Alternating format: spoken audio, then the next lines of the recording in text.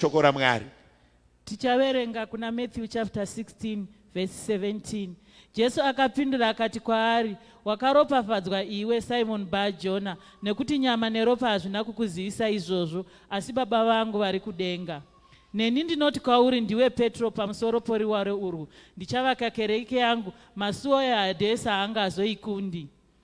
Ndichakupa kidzo ushe hwokudenga. Chinhu chipi nechipi chauchasunga panyika chichasungwa kudenga, nechinhu chipi nechipi chauchasungira panyika chichasungirwawo kudenga. Rechirungu. And Jesus responded, Simon, son of Jonah, you are blessed because flesh and blood did not reveal this to you, but my Father in heaven. And I also say to you that you are Peter, and on this rock I will build my church, and the forces of Hades will not overpower it. I will give you the keys of the kingdom of heaven, and whatever you bind on earth is already bound in heaven, and whatever you loose on earth is already loosed in heaven. Hallelujah. Mwari varopafadze kuverengwa kweevhangeri. Nhasi taumbotaura zvemasuwo anovhurwa zvenyasha. Pane zvinhu zvatinorarama zviri normal, kwoita mamwe masuwo anovhurwa zvenyasha. Amen and amen. Chinhu chinotanga kuti suwo rivhurike irevelation. Kana wakuda kuvhurirwa suwo, unofanira kunge uine a certain type of revelation inonongedzera kumakey. Hallelujah. You must, do you know what revelation does? It takes you to where you are supposed to be. God must give you revelation. Yekuziva kuti who should I talk to? What should I say? Peter nyaya yake yakazomita mukuru pane vamwe vese inyaya ye-revelation. Nyaya haina kutangira pamakey, yakatangira pa-revelation. Saka kana masuwo akuzovhurwa zvenyasha, panoda a certain level ye-revelation. Do you know that information is power? The information you have may preserve your position. The information you have may take you to the next level. So revelation, masuwo aripo, chakaleka if revelation. Masuwo acho atoripo, ma contracts atoripo, ma customers atoripo, aschaleka i revelation. How do I get to certain doors to open? Mwari vanotipa nyasha dzinovhura mamwe masuwo. Check out this woman. I don't know how many days she will live. The heart is recovered. But what made her live is only the revelation. Kana munhu akampa namba, iye akava revelation rekuti regai ndifonere munhu uyu. Life was restored. Why? Because there was something revealed to her. Mangwanani ano Mwari ngavatibatsire timbowanirwa nyasha kuti masuwo akavharika anovhurwa sei. Mwari ngavatipe revelation yekuvhurwa kwemasuwo akavharika, kwete kuavhura nekuti tinodhizeva aiwa. Tiri kuti ngaavhurwe zvenyasha, ngaavhurwe zvemunana, ngaavhurwe zvenyasha. Kune masuwo anofanira kuvhurika zvenyasha, kwete nekuti unodhizeva aiwa, but nekuda kwenyasha. Do you know what revelation? Combination of revelation and grace yakasimba kudarika any other door. Why? Kana paita revelation pobva paita nyasha, hapana door ichazoramba kuvhurika. Ndopa uri kunzwa Peter apedza kuwana revelation, ari kunzi pamusoro peruware urwu ndichavaka kereke yangu. Ende kana yavakwa inobva yanzi masuwo eHadesi haazoiwisa. Kureva kuti dhoo rakavhurwa zvenyasha harizovharwi nemamhepo. Kana ravhurwa zvenyasha mamhepo haavhari. Why? Mwari vakati pakaita revelation ndikavhura dhoo zvenyasha, masuwo eHadesi haazovhari. Dhoo rakavhurwa zvenyasha, rikavhurwa nemetsi rinovharika, but rikavhurwa zvenyasha harizovharwi, nekuti hakuna akamborwa nenyasha akakunda. Ukasimudzwa nevanhu vanogona kukudzikisa. Ukavhurirwa nevanhu vanogona kukuvharira. But kana razovhurwa zvenyasha, kana razosangana negrace, harina achazorivhara. Ukaona suo rinokurumidza kuvharika, harina kuvhurwa zvenyasha. Munhu wenyasha hauna zvaunomuita. Munhu akazara nemweya hauna zvaunomuita. Unogona kuwedzera BP kana sugar level, but wenyasha hauna zvaunomuita. Akavhurirwa nenyasha hauna zvaunomuita. Akakomberedzwa nenyasha hauna zvaunomuita. Enda unobvunza vana Peter, vane zuva ravakazovavharira vakati tamusunga, but Peter ari kunzi masuwo eHadesi. Mutumwa anoteera Peter kujeri. Why? Zvakavhurika zvenyasha. Unotsa pane chinhu wani chanda kutombonzwisisa mangwanani ano, kuti your understanding ikashaiwa nyasha inovhura masuwo achivharika. But ukawanirwa nyasha, ukavhurirwa zvenyasha, hakuna anovhara. Can I remind this? Kune vanhu vakawanda vari kugadzirira musungo, vachigadzirira mabhomba. Rega ndikuudze chokwadi, ukaziva information yemunhu ane nyasha, ukafunga kuti unogona kuishandisa kumuparadza, zvinogona kukuurayisa. Why? Wenyasha una zvonomuita. Enda unobvunza vaFilistia nemaamalekite, vanotonopisa musasa waDavid. David aine nyaya dzake, but pavari kupedza kupisa musasa, David anosvika nguva yaanoti akaneta, obva kuhondo, odzokera kunyasha, oti should I pursue them? Nyasha dzobva dzati pursue. David paari kuuya, haasi kuuya ari munhu aiwa, ari kuuya akapfekwa nenyasha. Wenyasha una zvonomuita. Hakuna dhoo rakavhurwa nenyasha rinovharwa nevanhu. Hakuna akaropafadzwa anopfidziswa nevanhu. Kana ndaropafadzwa handichabatika. Kana ndaane nyasha handichavharirwa. Kana ndawana nyasha, vana vevanhu havamire panyasha. Rega ndikurangaridze, munhu wenyasha una zvaunomuita. Vana baba nana mai, pakurera kwedu vana nepakurarama kwedu, ngatinzwisise kuti masuwo edu ngatiavhurei nenyasha. Kana avhurwa nenyasha, vanhu vanopedza nguva vachiita ruzha, asi havavhare suwo remunhu akavhurirwa zvenyasha.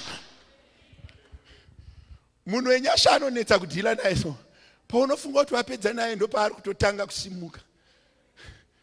Masuwo anovhurwa zvenyasha, kune masuwo anofanira kumbovhurwa zvenyasha mangwana masikati. Unoti ragarisa rigarivhurwe zvenyasha, ngarivhurwe zvenyasha. Unoziva kuti nyasha padzakavhurira vaIsraeri dzikavhura Red Sea, rakanga risina kuvhurwa nemaoko evanhu. And ava vakapinda mugungwa ravasina kuvhura, ravasinganzwisise charivhura. Ukarwa neane nyasha unoparara, ukamira munzira yevakarurama unoparara. Kana torwa hondo dzedu, ngatipfekwe nekururama, ngatipfekwe nenyasha. Why? Kana tadaro pavhura hakuna unovhara, nepavhara hakuna unovhura. Why? Zita rake anonzi nyasha, the power of grace. Vanhu vazhinji vanogara vachitaura kuti machechi ari kuparadzwa nevanhu. Rega ndikubatise mudikani, hakuna chechi yakavhurwa panyasha inovharwa nemunhu. Hakuna. Ukatoona yavharwa haina Mwari mukati. Why? Hapana paakavhura panovharwa nemunhu. Uye hapana paanovhura hapana paakavhara iye panovhurwa nemunhu, kana paanovhura iye panovharwa nemunhu. Why? Nyasha. Kune masuwo emuupenyu anofanira kuvhurwa zvenyasha. Kana Mwari vakakuvhurira zvenyasha, vangaite zvavanoita, asi suwo rakavhurwa zvenyasha harina anomira. Unoziva vazhinji vanhu vanondibvunza kuti mufundisi chii chiri kuitika? Ndoti you need certain doors to open. Kwete zvemunhu, ngaavhure zvemunana, vhurirwa masuwo zvemunana, rangarirwa zvemunana, simuka zvemunana. Masuwo ako ngaavhurwe zvemunana. Even ukapfuura nepanosheka, munana unokuchengeta. Kana wakufamba zvemunana, iwe pane revelation inofanira kungoya pamusoro pako kuti inini ndiri wenyasha, ndakabva munyasha, ndinogara munyasha. Zvindichitaura so kune mumwe munhu kuti situation yangu yaramba, ngatimbovhurai dhoo iroro zvenyasha. Munhu wenyasha hapererwi. Dhoo rakavhurwa zvenyasha harivharwi. Unoda kachanza kerevelation. Ndaiudza imwe hama ndikati, achiti mufundisi upenyu hwakaoma. Ndikati upenyu hauna kuoma, imboatacha ne the right people. Kumborivhirwa so kuti swera nanhingi, tamba nanhingi. Pane chimedu chenyasha, ende venyasha kazhinji kacho havaonekwi nemeso. Ndanga ndichiparidza earlier ku-English service, ndikati patiri kuti isusu we do not fight with the blood and flesh, but with principalities. Do you kill a dead man? Is anyone going to invest in killing a dead man? So when you have life in you, you are a subject of attack to the devil. Why? Because Satan akauya kuzoba, kuuraya nekuparadza. Asa haurayi chakafa, anouraya chipenyu. Saka patinoatakwa na devil, ari kuteera life iri matiri. Do you know kuti pakaberekwa Jesu vana vakaurayiwa? Why? Satan anga aona zviri kumberi kuti kuna anofana kufa tisati aenda kumberi. Pakaberekwa Moses vana vakaurayiwa. Why? Kune zvanga zvaonekwa kuti kwakuzoberekwa neupenyu. Saka kana mauri muine upenyu unoda chanza chenyasha. And remember, chakavhurwa nenyasha achivharwi. Faro aiuraya vanhu, wacho aida kuuraya ari mumba make. Wakambozvifunga? Faro ari kutouraya vana, asi wacho anofana kufa ari kutodya naye patebhuru, achitotamba naye achiti muzukuru. Chakabva iwe wenyasha hautambi naye, unofunga kuti uri kumupfidzisa iwe uchimufidha ari mumba mako. Faro aiti vana vese vechirume vechiIjipita vechiJudha ngavaurayiwe, but wacho waada kuuraya atomubikira porridge, akagara mupalasi. Wacho ari kufana kufa atorimo ari kudya naye achiti muzukuru wangu. But koita rimwe timu riri kupukutwa richiurayiwa. Wenyasha hauna zvaunomuita. Wenyasha unogona kutofunga kuti wapedza naye uchitomufidha. Faro ari kurwa nevanhu achiuraya vana, wacho anofana kufa ainaye mumba. Chaitika chii?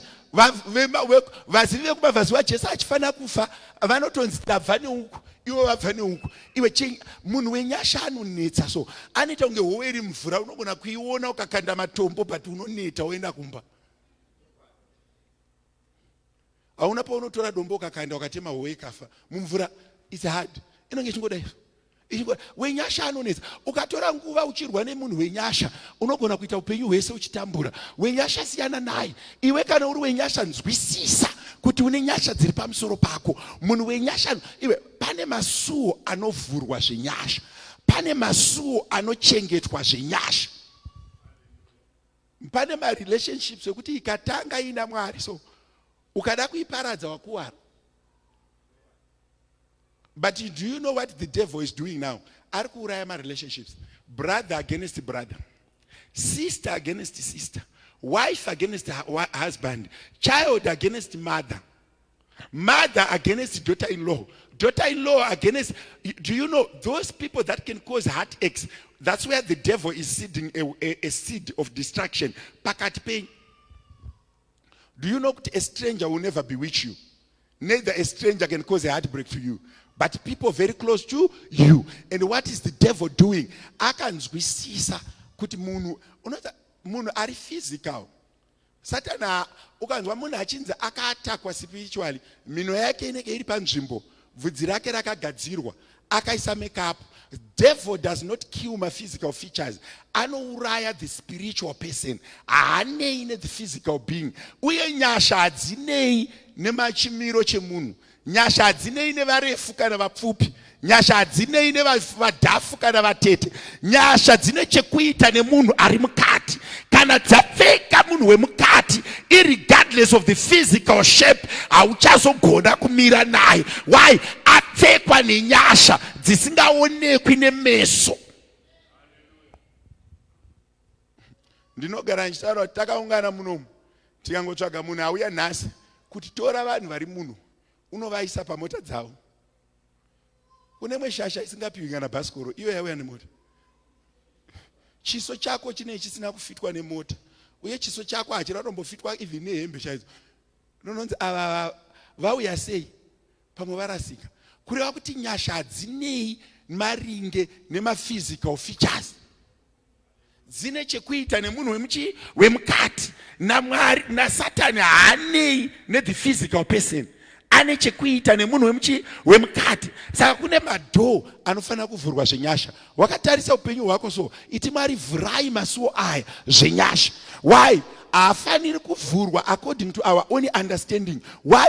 Akavhurwa according to our own understanding, anogona kuzovharwa nevanhu vane understanding yakadarika yedu, nekuti we are not the best people with the best understanding. Tikaavhura with our own understanding madhoo aya, vanonzwisisa kutidarika vanoavhara. But tikaavhura zvenyasha, hakuna anonzwisisa kudarika nyasha. Avhurwa zviri permanent. Because izvo tikada kuti tishandise njere dzedu. Istaimboona ma 40% kuchikoro nema 41% kuchikoro. Tine vamwe vanhu vaidzosera 100 out of 100. Dhoo racho harinetsi kumuvhara because anokunzwisisa kukudini, kukudarika. Uri kuzwa zvandikuedza kutaura? Tikada kushandisa mari, kune vanayo kutidarika. Tikada kushandisa zvibhakera, kune vanogona kurwa kutidarika. Saka nyaya yedu isusu, simba redu semakristu riri pakuvhura madhoo zvenyasha. Wai kana taavhura zvenyasha haavharike, nekuti rino Bhaibheri rinobva rati paavhura hakuna unovhara, nepaavhara hakuna unovhura. Saka simba redu riri mukutenda kuti madhoo edu ngatiavhurei zvenyasha. Do you know what dominates a lot to all humankind? It's jealous. Chinhu chinonzi jealous is the strongest weapon of the devil. Can I repeat this? The strongest weapon that the devil uses is jealous. Witchcraft emanates from jealous. Gossip emanates from jealous. Accusations emanates from jealous. Kungoona munhu akageza kuti anenge aba. It emanates from jealous. Uyu ndomuziva uyu. Hembe yaakapfeka half-odd. Ndofunga ndo vanhu vari kuita shoplifting. Edgars must be more smarter kuti vanhu vasabe. Why? Chamutuma kufunga zvese izvi, it's driven out of jealous. But masuwo edu manje atinenge tavhura, kana takaavhura zviri manual with human understanding, those people can beat us and continue to close them. But tikaavhura zvenyasha,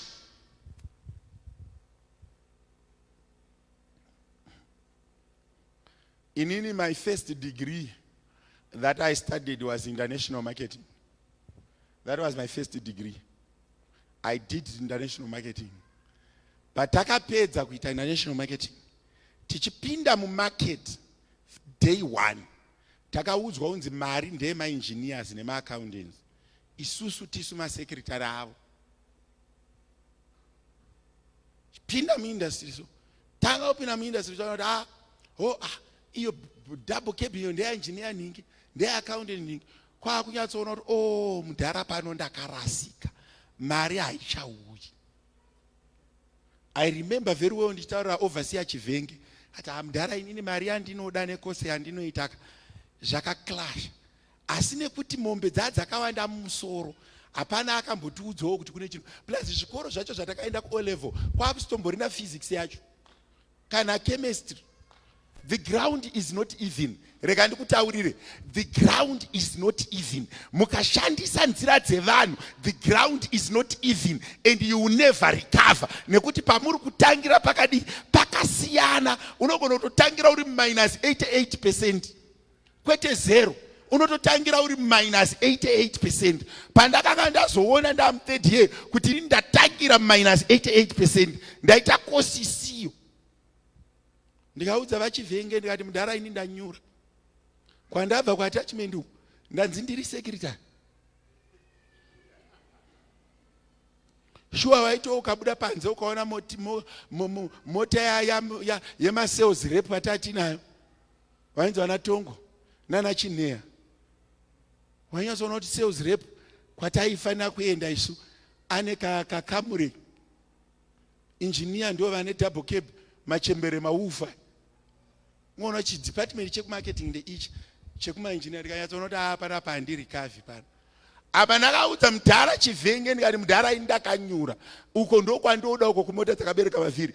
Akandiudza akati mwanangu nyasha hadzinei nezvastadwa. Izvo zvinoshanda kuvanhu vari normal. Vanhu vari abnormal, even the ground risiri even, vane tsika yekurecover. Unoziva kuti mwana wenyasha akaberekwa namai vasingamudi, even vakacheka chikuvhute nebanga haiti infection. Akaraswa mumadota 2 days later muno munhonga ari mari mupenyu. But venyava vasiri venyasha kungomisa pane svosve anozvimba kudai kutsvuka muviri wese. Chenyasha chinokandwa mumao. Iwe mwana webenzi anofanira kurarama izvozvo ukaenda parank 5 kana muJoburg akanyika zvigunwe zvake musuweji. Haarwari, endesai wenyu ikoko muone. Chakanzi nashe chinorarama hachifi. Kana Jehovha vavhura suo renyasha, mitemo yepanyika inotanga kuchinjwa. Ndakazoti ndauya muno muJoburg 2009 vapadzingwa mwe muchinda ainzi Bandile order wrong roof. Ndasvika paya ndaita 1 week ndichimaneja nemarketing dzedu dzisati dzachinja. Tinaro degree re-international marketing. Takaita inonzi ma-forward PI price product and what yeah, marketing mix ine 4 zvimapiso ndoyataiziva. Apa tasangana nemafoshoro nemaraini osunzwiswa kuti ari kuendepi, ine chinhu chakadai yonzi window chiri pasi papepa. Munhu yashamura abaya kwasara inini. Ndakazonzwa pauya chimwe chimuchembere chakagwinya so. Ndarova product ndichirova nemaforeman. Kanzi no, Alfred is not going. If you bring your engineer, Alfred stays here. Isu vamwe vanotangira pa ground remaina 0 tapinda. Iwe ukaona uchinamata usina kamwe pane pamwe paunoziva kuti ground harisi even. Ini ndiri kutotangira pa losing position, but ndina Mwari vanoita minana, vanovhura masuwo asina zera neni. Ndina Mwari vanoranga. Pandiri kutoti munoita dhini ndozviziva kuti muri foreigner. Ene ndinozviziva futi kuti mapositions iwayo anopiwa vanhu vane political affiliation. Can I repeat this? Chino chinonzi nyasha chinokubvisa from a losing position to a winning position. Chinolevhura ground ragara risiri even. Vana baba nana mai kutaurirana chokwadi chaiko, ground harisi even. Patinotangira chaipo. Vana mai vari muno imbondibvunzai kuti makaroorwa sei. Usingazivi kuti kune makeup. Uchikwesha mazino nechimuti. Vamwe venyu muri muno wakamuwana sei murume? Unyatsoroona kuti hapana panga ari makwikwi chaipo. Even kungotarisa kushata kwawakaita tisati tambotarisa zvimwe zvese. Kaberekerwe chete timboenda pamira tione. Iwe wega ukazvitarisa pamira ukatarisa vari padhuze newe unonyatsoona kuti Jehovha wakandirangarira panguva yandaisafanira kunge ndisina kurangarirwa.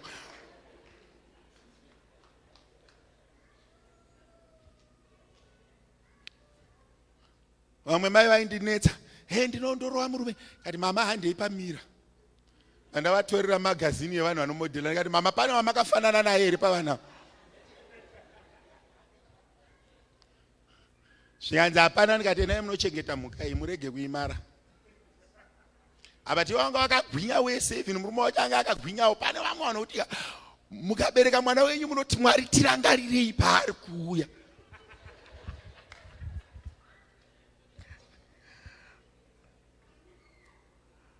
Asi manje izvozvo zvekuti makaberekwa zvakanaka hazvina kana nebasa rese. Munogona kunge makanaka musina kana bvi. Chakakosha pamunhu mweya wakaiswa naMwari nenjere kuti kumusoro kwaupstairs kunei.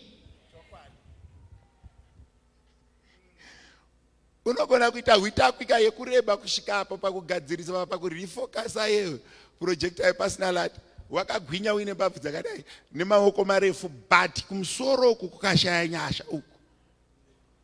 Unenge uchinzi hapana munhu, iwe wakaremba macubic 6. Hapana kana zvemunhu. Iwe uchiti ukatsika panapa teta kuchikira floor, iwe uchinzi hapana munhu. Chakakosha inyasha pamunhu. Masuwo mangani akavhurwa zvenyasha asina muvengi anovhara muupenyu hwako. Iyo zvindichitaura kudai sokuno munhu ari kuti mufundisi mbondirangarireiwo. Nhasi da kuti mamwe masuwo akaramba kuvhurikwa zviri normal ngatiavhurei zvenyasha. Acho ari kuramba kunzwisisa ngaadirwe nyasha.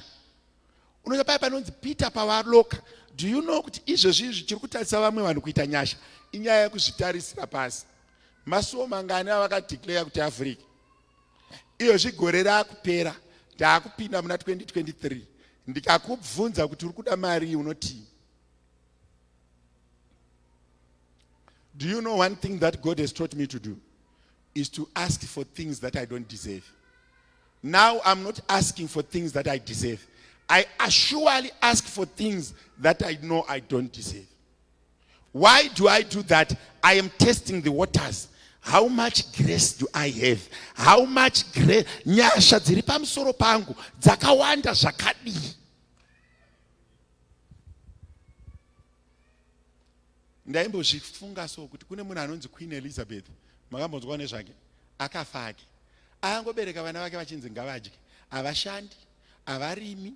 Ndiani anofoirisa mwana waQueen? Ngatimbotaurira nesvishua. Kumaka exam rake wobva wanyora kuti be serious.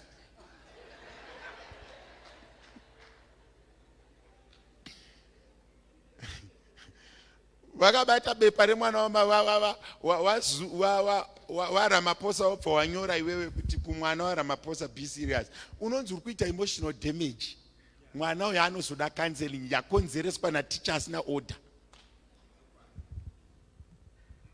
But wemwe wese unobvumidzwa kunyora unzi be serious, but kune vamwe usinganyoreri. Waunofana iwe ndio unofana kuva serious kwete iye. Muruza iwe ndio unofana kuva serious. Unonzi taura motivate him anyore. Makamona kuti vana vevanhu vane marangwa kuenda muklasi voramba kunyora. Aubvumiri kumurowa, unofana unomunyengerera kuti anyore. Pane nyasha dzandinombodawo ini muupenyu hwako. Songoti zvimwe zvinhu zvinongoitika. Mbotarisa upenyu hwako kuti Mwari imbovhura iwo suo rakadaro. Suo rekunyengererwa kudya sokuti maguta here, madya here, towedzera here, kwete kuti muvharire dhoo hamuzi kuti haoneke. Kune munhu wandiri kutaura naye, pane masuo atoda kumbovhura zvenyasha. Gore rino risati rapera, kune anofanira kumbovhurwa zvenyasha. Kuti Mwari imbondivhurira iwo dhoo renyasha. Inini handideserve. The ground is not even. I don't have the power. Do you know kuti pamwe pacho chinouraya vamwe chinotoitira vamwe zvakanaka? Ukangotarisa kuti Moses aitodya kwaFaro ari kuda kumuuraya. Do you know kuti mitemo yenyika inoshanda kana nyasha dzisati dzavepo? Kana nyasha dzikavepo, mimwe mitemo inosuspendwa for you.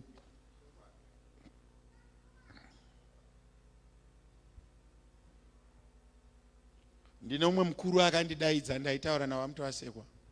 Ndasvika ipapo zvikanzi mabhuku enyu echechi haasi kukomplaya.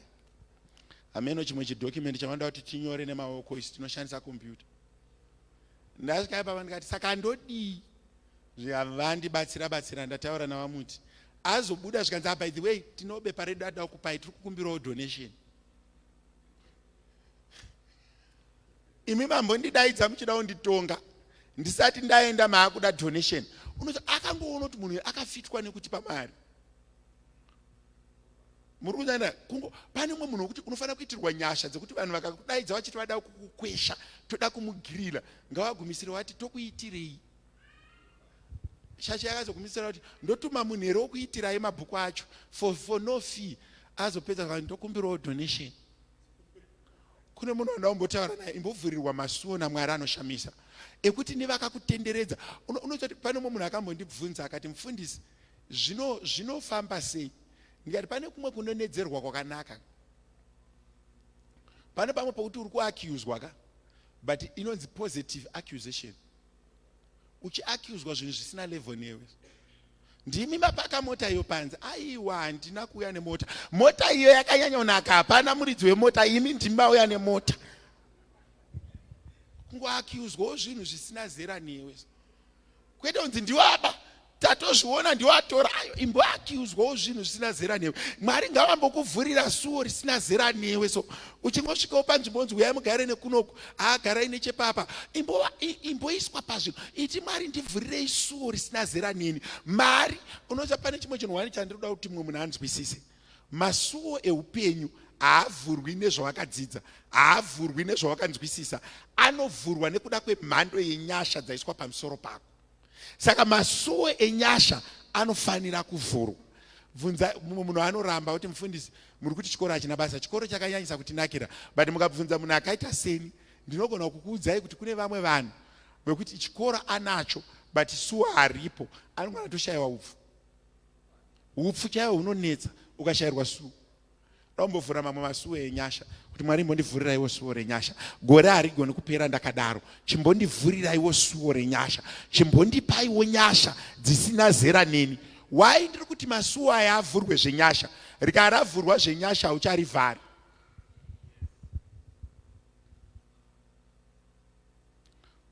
Midweek ndakaenda kurufu pakati pesvonda. Ndakaenda kuZimbabwe chitatu ndikadzoka china. Ndasvika ikoko, ndakasvika ndikangonogarawo pakona pakaitwa service, ndakagarawo pakona paseri. Munhu wese I enjoyed it. Mbomirawo uri nobody uchiteerera usina kuiswa pa spotlight. Ndakazoti ndavakwazisa mufundisi wacho ndikati makadii, tinofara makadii. Kuti maita henyu basa nekuofficiate service yemudikani wedu. Zvikanzi munombonzani, ndikandonzi Pastor Jiriji. Papa uyo dzimwe tsano dzinoenda ikoko kuchechi, kanzi imiwe murudapoti, mambori murudapoti. Ndikati ndini. Ndandangonzi uyai mugare nepapa. Ndandazonzi muri kuda here kuviga munhu. Ndikati aiwazve vakomana, ini handine jini ka, inini handina kuuya unoviga munhu. Vigai munhu wenyu, ini ndiri muenzi. Pamwe pacho imboitirwawo nyasha dzekuti pese pavaenda vanhu ngavaone chakanaka chiri mauri. Mwari ngavakuvhurire dhoo renyasha rinokufanirisa. Vakaremerwa neni so. Ndangogara hangu so. Mufundisi saka taita zviri right. Kati muri kurova vakomana. Muri kugona. Ndiri kudzidzawo kwamuri. Nzava baba hatina chatodzidza kwamuri. Chamodzidza. Pamwe pacho kuti uchibuda munomu, imo munomu, imbovhurirwa suwo renyasha so. Rinovhura. Pane mamwe masuwo asingadi simba, anoda nyasha so. And if anyone is to be rich, you don't get rich because you have worked. Salary structures haana mari. Salary ine painogumira. And salary inotodependa nemunhu. And kuti kadzokera kusalary taakudzokera kuma credentials manje. Makadzidzei? Munoziva kusvika papi? Endirombotsvaga munhu ane grade 0 anomboitawo maprofesa ake anoripota kwaari. Uri grade 2 so. Uine maprofesa ako anoripota kwaari. Iwe uri grade 0. Angogara ako. Uchinyepera kunzwisisa iwe pasina chounzwisisa kuti I can understand, I can relate, it can make sense. Iwe pasina chauri kuona kana one, urungotarisa figa yekuzasi kuti imari zvepakati apa hune ibasa nazo. Unozomboita semunhu mukuru kuti by the way masango hasi kunyatsoona mati profit imari, ndo paunenge wakamirira ipapo. Zagore mwedzi unoyu turnover neexpenditure nebalance statement. Aiva ndiri kumhanya mati profit imari. Iwo haugoni kutaura kuti handisi kuziva, uri kungoti ndiri kumhanya kuti vatsanangure zviri kuzasuka. Pamwe pacho imbowanirwa nyasha. Unoti pane chimwe chinhu wani chandakadzidza mupenyu, handingati chikoro handina, ndobva ndashayawo zvese. Mwari ngaambondivhurirawo suwo renyasha 1 ndimboitawo pandinokudzwa. Pana vamwe tsano vakazombondinakidza kune imwe chechi ndanoparidzako. Andi mufundisi ndakagumira grade 7. Asi pandingatokudzwa kuno kuchechi, siyai mandinamatira ndite board member. Anyatsoziva kuti kana ndikaita board member kuchechi ndichakwaziswa chete. Even vakandisiya kumwe kwese uko. Asi pachigaro chenyasha apa paota apa, zita rangu richakwaziswa. Pamwe pacho iti Mwari ndivhurireiwo suwo ndimbowanawo pandinokudzwa. Ndirege kungonzi John kwese kwese. Imbowanawo paunokudzwa. Imboti muservice munoiti Mwari imbondivhurireiwo suwo ndimbowanawo kwandinodii, kwandinokudzwa. Panowo 1 pandinomboremekedzwawo, pandinonzi vauya. Tikaenda catering totonoti mai nhingi tikati akuda zvekudhekwa. Senge nhasi ndatofona una mai mulombo ndichiprotesta. Ndakakuudza kuti but wambofonerwawo namufundisi kwete nekuda kweofisi. Ofisi yako imbodaidza vakuru vadzike pasi vakuti muri kupi. Pamwe pacho unoza kuna vamwe vanhu kuti anoti handina basa nezvigaro. Iwe wakarasikirwa. Imbotungamirawo even ukaita seolidha pane pauchapiwa nguva yekuvhara munamato vanhu vatombokuteererawo. Pane pamwe paunoti Mwari ndivhurireiwo suo ndimbotongawo kahwani. Imboitawo paunoti apa ndini tinzi takamirira nhingi suo renyasha. Ende kana wapiwa mukana wacho uchibva kuti Mwari chindipfekedzai nyasha dzinoenderana neofisi. Zvinditaura kuti mumwe munhu haana kana paada kuvhurirwa kana pa1. Rimwe suo chairo kutobvawo pamubhedha. Kuno munhu anorara mubhedha usina age. Mubhedha wamakatenga muchiti hatiri kungoti titange we750 ndo wamuchinawo wamakatenga kulosonzi kusikatengeswi furniture. Ndo wamuri kurarira izvezvi. Anzi mufundisi mubhedha wendakangotenga ndichiti mhuri iuye. Yauyazve mhuri chichinjaka. Imboitawo pamwe pauno.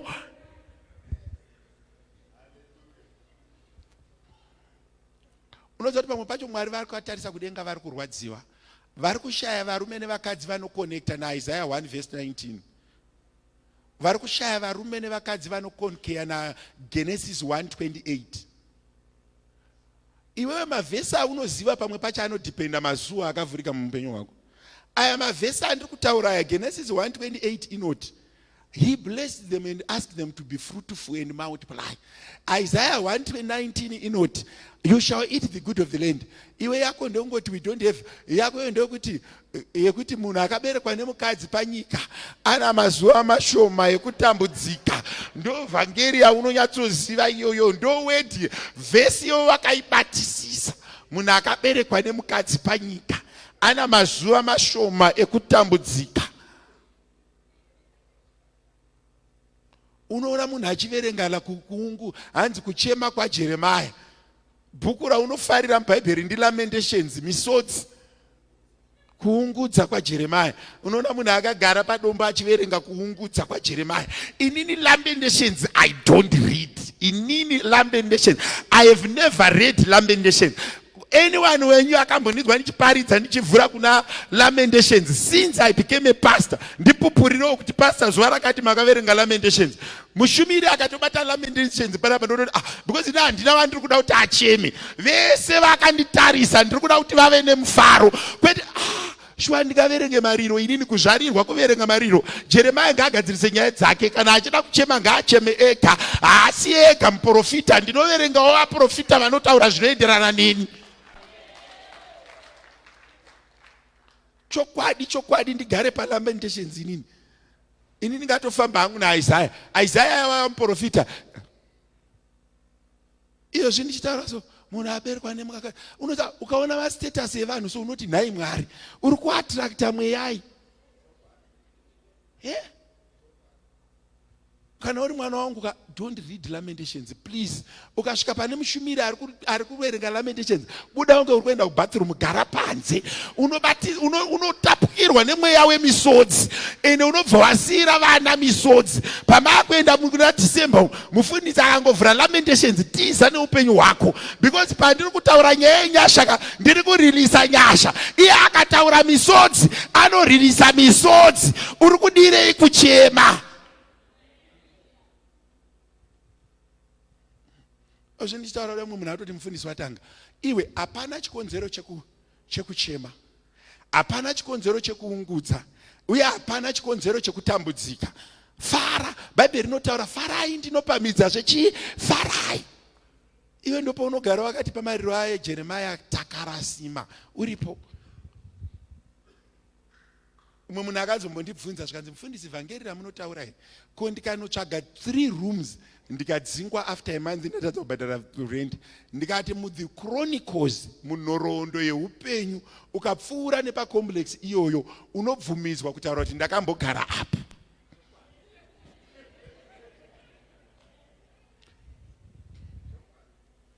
Inini ndakadzidza chinhu 1. Takaberekwa vanhu vachichema, tichafa vanhu vachichema. Hafaniri kunge angori mwana wangu.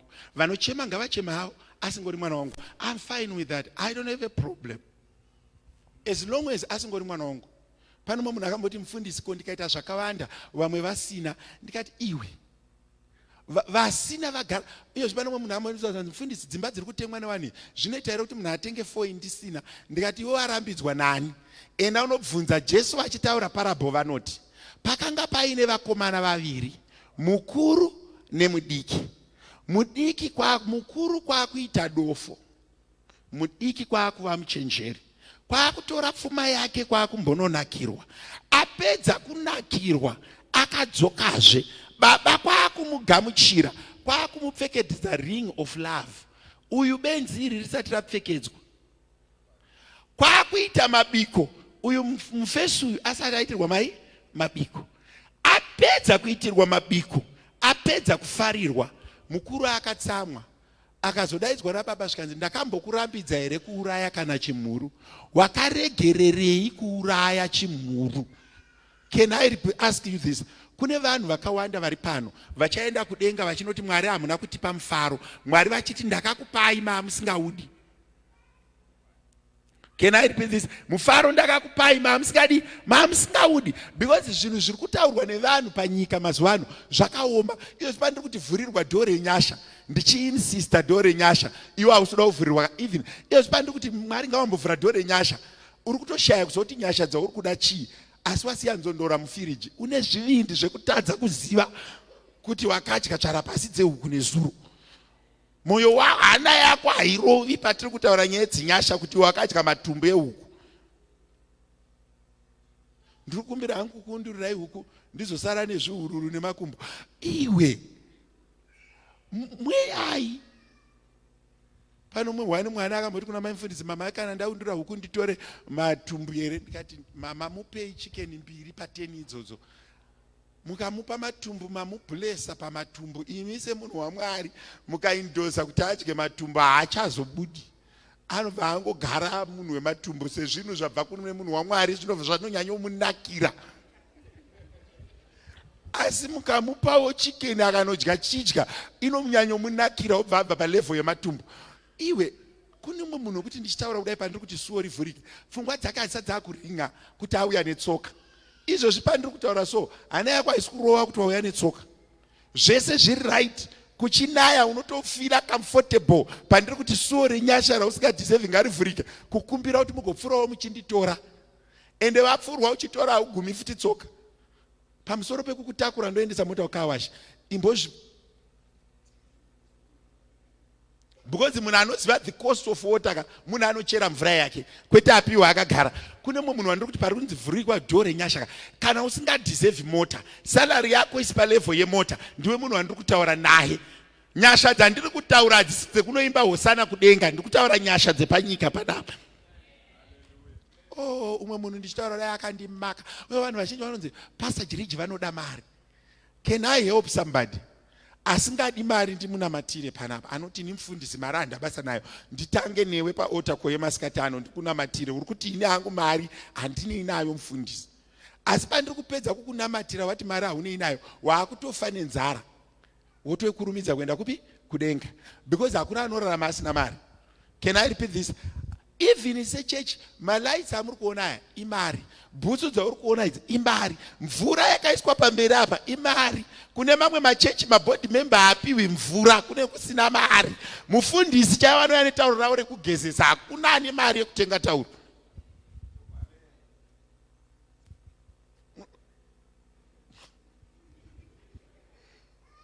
Zvenyu zvekuswera muchiti hanzi taisira here mufundisi matauro imari ievidence yekuti pakati pedu pane ropafadzo. Kana pasina iro rinogezwa iro aimwa rodzoka kudzimara rako kumara.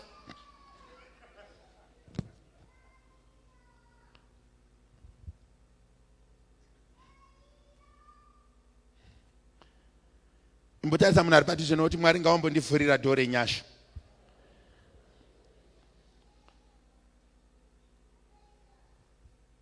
You know, mota yako ngaitaure nyasha, paunorara ngapataure nyasha, vana vako ngavataure nyasha, utano hwako ngautaure nyasha, upenyu hwako ngautaure nyasha, zvaunopfeka ngazvitaure nyasha. Uti ukatarisa pauri uti ndiri munana, ndiri product yemunana, Mwari vachikufanirisa zvausina kufanira.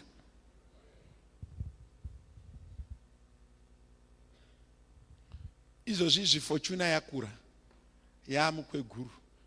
Kune vanoverenga mazuva tikasvika April yaane 5 years. But Fortuna hazi mukadzika wekuti to death do we us part.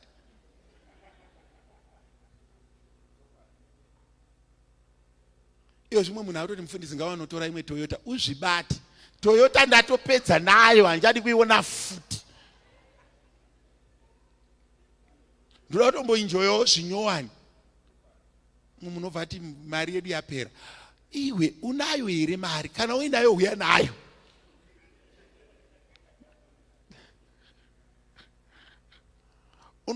Ndakazombodzwa vamwe tsano vachitaura kuseo group.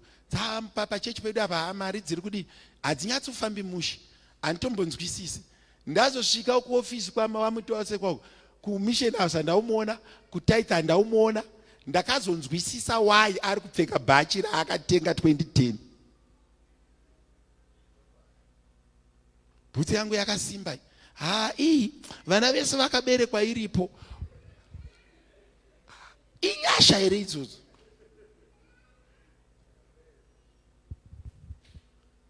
Ina hangu handirambi kuti nariti netsono zvakakosha.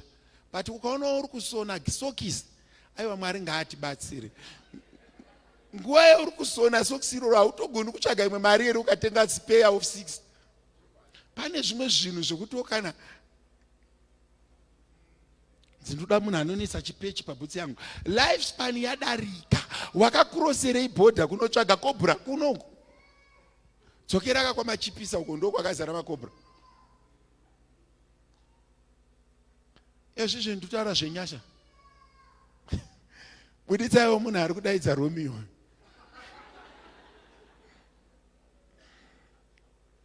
Oro Romeo enda kune ari kukudaidza. Tiparidze.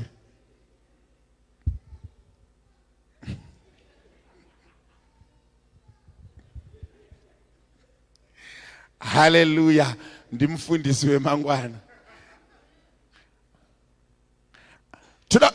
Mangwana anoda kuti mwe nomwe ambotaura kuti gore zvarakupera suwo renyasha anofanira kuvhurwa nderipi. Ende suwo iroro harifani kuvharwa nemunhu. Hakuna munhu anofanira kukuvharira kana Mwari vakuvhurira. Chinhu wani chandakaona chatinoitwa naSatani, tinonyemudzwa so. Unovhurirwa nhasi kuswera mangwana womuka usina. Munoziva here kuti kumbove nazvo wozozvishaya kwakaoma than kugara wanga wagara usina. Munoziva ndozera Mwari ngaambotivhurira suwo risina anovhara.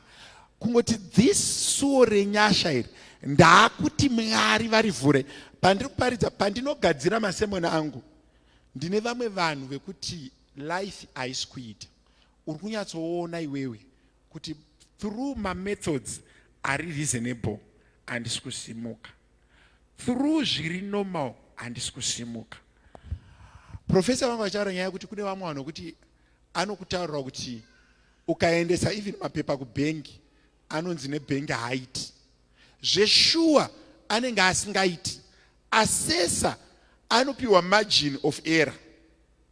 Kune vanhu vanofola mpu yekuti it can or it cannot. Kwoita vanhu vanofola mpu yekuti it can. But mamhepo akavepo it can still not. Haugoni kumubvunza kuti warambirei.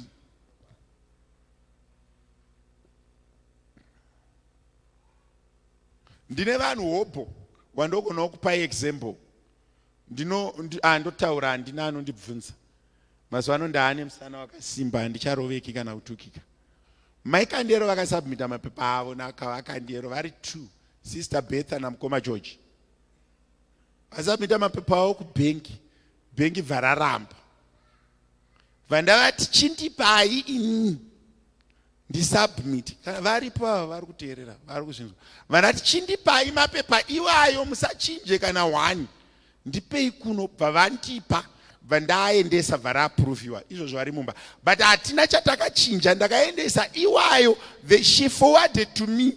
Inini vandatora ndakuaisa paemail, vandaaisa paWhatsApp yabhondo originator anonzi Mandi. Ndati Mandi approve. Kwete kuti assess, Mandi approve. Mandi bva approve. Pamwe pacho haisi nyaya yekuti zvinhu zvako zvakakwana. Inyaya yemaforces ari kurwa newe Muri kunzwanira? Handina bepa randakachinja, handina kuaudita, ndakasubmita the same papers kusame bhengi rakamborejecta absa rikanoaccepta mapepa iwayo. Pamwe pacho chiri kutinonotsa vanhu vazhinji inyaya yekusanzwisisa kuti masuwo ari kuramba kuvhurika haasi kuda kuvhurika zviri normal, ari kuda nyasha. Inini imba ikaramba yemunhu ndokusubmita inini. Munobva ati mufundisi zvinofamba sei? Ndine ndichitota because unoziva kuti Mai Kanderoka is the longest serving lady kubhodhi ramai mufundisi. Wobva vagara vari Rogers. Pamwe pacho samufundisi unorohwa nehana kuti ko akafuma atiza kuti anoinding yacho handisi kuiona.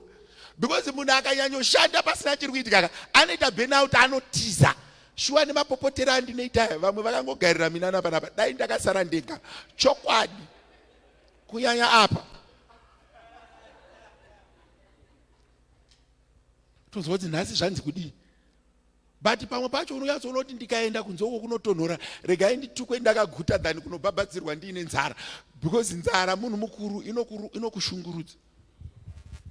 Izvo ndichitaura kudai so ndine mumwe munhu wandoda kuti ambofunga kuti chii chisina kuitika gore rino chandiri kuda kuti chiitike zvenyasha. Chakaramba chandiri kuda kuti gore rino. Izvozvi ndichitaura kudai so gore raakunopera ndikuda vanhu vanoitirwa masalary reviews.